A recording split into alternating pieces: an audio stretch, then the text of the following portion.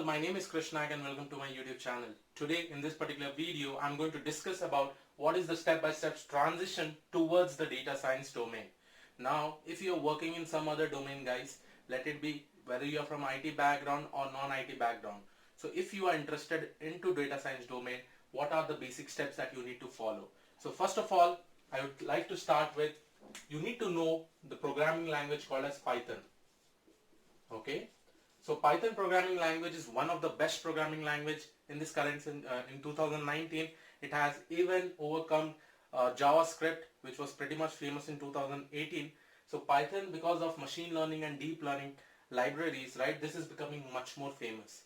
I'm not saying that if you are from Java background, you cannot do machine learning with Java, but just understand, guys, Python has a whole bunch of libraries, and these all libraries are like open source. Even Java is open source, but they do not support that many libraries. So suppose for implementing a machine learning algorithm in Python, you may take 20 lines of code, whereas in Java or .NET, you may take more than 200 lines of code. So it is always necessary that you start learning Python, and you have to try to understand each and every libraries in Python, how it works. The next thing that is very, very important is maths. Now maths, when I say, I'm basically talking about linear algebra, differential calculus, because this all and matrix multiplication also. So these all techniques in maths are very, very important, because the whole machine learning and deep learning is working because of this. Okay, it is using linear algebra within them, it is using a lot of matrix multiplication, and apart from that, it is also using some of the differential equations, or you can also basically say calculus. Okay, apart from that, there are also some other things like Euclidean distance, many other concepts, which I would like to include that into statistics. Now, the third part that I would like to suggest you is that you have to start taking statistics seriously. Now, when I say statistics seriously, what does that mean? In 9th and 10th standard, when you are in your high school days or in your 11th and 12th, at that time you may have probably gone through statistics. You have seen some of the important techniques like mean, median, mode, right? And you may also have heard about normal distribution, standard normal distribution, what is Gaussian distribution, all these kind of terms. Now is the time, if you want to switch to data science domain, you need to understand that how and why it is required with respect to the data that you have, right? Because every machine learning algorithm you'll be applying on data to do some kind of prediction. Now you need to understand why the statistics is useful, what with the help of statistics, what you can derive from that data, and you have to learn in that particular manner itself. So after learning Python, you need to have the knowledge of maths, you need to know statistics, and definitely you need to have that tendency to learn more. As I said in my previous video also, learning is a continuous process, guys. It will not just happen in 1 or 2 days. It will be a continuous process. Sometimes you will feel low, you'll have low confidence, but don't give up at that time, guys. Because when I also started, initially everything was just flying on top of my head, right? So I took that time, I made sure that I was learning things slowly, okay? I was not making it too fast and harsh on my mind. Whatever I was able to understand, I was trying to do it. Now after this, what you have to do is that after learning Python, maths and statistics, all these are basically libraries. You'll be seeing different libraries which will be able to implement some statistical tools on that particular data, right? So or statistical analysis on that particular data. Next thing is that you need to participate in Kaggle competitions. Now when I say Kaggle competition, guys, it is not like you have to make a 4 to 5 teams. Initially for the learning thing, go and search for different kind of data set with respect to different machine learning or deep learning problems, right? You have to go into the Kaggle competition, take out that data, try to apply, and this I'm telling with respect to machine learning initially. So suppose you want to perform any machine learning algorithm on the data set, try to take this particular data set and try to see whatever you have learned in this particular techniques, what are you able to apply on that particular data, right?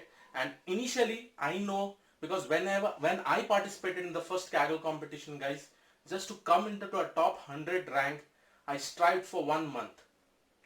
When I was knowing Python, maths, statistics, I have even completed one project in my previous company. Even though I took 1 month, because the type of data set that you have for the Kaggle competition, it is very, very complex. You will be following each and every pipeline Remember pipeline, when I say pipeline, you'll be having feature engineering pipeline, feature selection pipeline, model creation pipeline, model deployment pipeline. I'm not worried about model deployment right now because Kaggle is basically a competition. But when you see with respect to this particular data set, you will be having feature engineering pipeline, how to handle missing values, how to handle imbalanced data set. Now initially I had no clue about it, how to fix it, because there are a lot of imbalanced data set, there are a lot of different kind of missing values, how to handle those scenario. Then what I did is that I followed different, Kaggle Grandmaster kernels. Whenever you see in the Kaggle competition, there will be an option of something called as kernel. And some people will be uploading their whole code, how they have basically implemented. I downloaded that. I saw how they basically implemented. I was then able to understand why this kind of statistics is basically applied over there. Okay, let me just give you a very simple example. Suppose I have some missing values. What should I replace with? Should I delete the row? Should I replace that value with something else? This is one of the scenario. How do I find that? I have to do this statistical analysis, and that is also called as exploratory data analysis, EDA. Exploratory data analysis. Very important. This particular technique is basically applied in that. In machine learning algorithm, you will be seeing that Python, maths and statistics will be influenced. It will be applied a lot to do the prediction for the future data set. And just understand that this Kaggle is actually helping you to get the free data set. You don't have to be dependent on any other data set altogether, because they have such a complex data set. They have such a complex data set that whichever pipeline you want to work in depth, you will get all those kind of scenarios. I'm very, very happy that in my first Kaggle competition, what I did is that usually Kaggle competition usually takes for 3 months time. They give 3 months or 2 months time, and remember, if you are able to come into the top 50th rank, right, that basically means that you have done something. You have understood the feature engineering, feature selection, model creation. You are able to get that but highest accuracy when compared to so many people participating in that Kaggle competition. Right?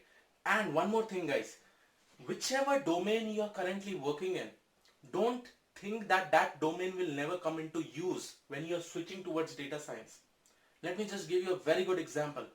I had one of my friend who was working in HR domain, and this is just 3 years back. When he was working in HR domain, he made a switch to data science after learning all these things. Now just imagine what was the first project that he did. He created an application based on AI to recruit people, right? And for that you need some domain knowledge, and that particular person was having some HR domain knowledge, and he knew how the hiring process usually works. So understand, guys, whichever domain you are in, whether you are in finance, whether you are in IT, whether you are in support, whether you are in HR, whatever domain it may be, that domain is always useful whenever you are switching towards the data science domain. Just understand that whenever tomorrow you're switching to a company and that particular company requires a kind of project which is very, very important, and that domain knowledge you basically have, so you will basically be able to apply your knowledge to solve that particular problem, right? So this is how you should basically move towards your step-by-step transition towards data science. Make sure you do these things, and make sure you remember why you are doing these things. Why? That should be the question. Why? How? Suppose I say that, okay, I want to replace this nan value with the mean of that column, but why? That time you will be drawing some kind of distribution from that particular data, and if that particular data follows some distribution, then you may go with mean, median or mode. I'm just giving you a perfect example, a small example, and there are various different scenarios. All you have to go is that take this data set, go to the kernels if you are not getting any idea how to solve this problem. See, many people have put some of the example in the kernels. You download that and try to solve it by yourself, and then you'll understand how it is done. I'm not saying that within one day you'll become perfect. It will take many days, and that is a continuous learning process. First Kaggle competition you may take 1 or 2 months, but when you apply for the second Kaggle competition, you will be requiring less number of days, and I promise you that if you have followed the first Kaggle competition perfectly. So this was all about this particular video, guys. Make sure you subscribe to the channel. I hope I'm inspiring you. I'll also be uploading a lot of videos, let it be in deep learning, machine learning. I'll try to give you as much knowledge, as much as possible from my side. And please do subscribe the channel, share with all your friends whoever require this kind of help. I'll see you all in the next video. Have a great day ahead. Thank you.